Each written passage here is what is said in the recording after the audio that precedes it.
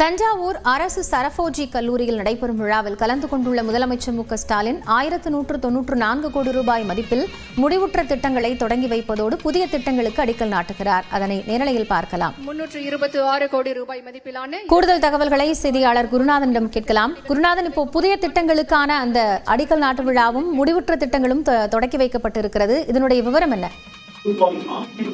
காயத்ரி, தஞ்சை மாவட்டத்திற்கு 2 நாள் சுற்றுப்பயணமாக தமிழக முதலமைச்சர் மு.க.ஸ்டாலின் நேற்று வருகை தந்தார்.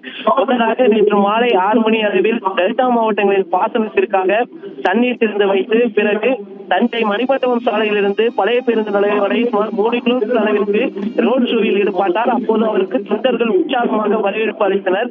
அதனைத் தொடர்ந்து தஞ்சை பழைய பேருந்து நிலையம் அருகே முன்னாள் முதலமைச்சரும் திமுக தலைவருமான கலைஞர் கருணாநிதி சிலையை திறந்து வைத்தார்.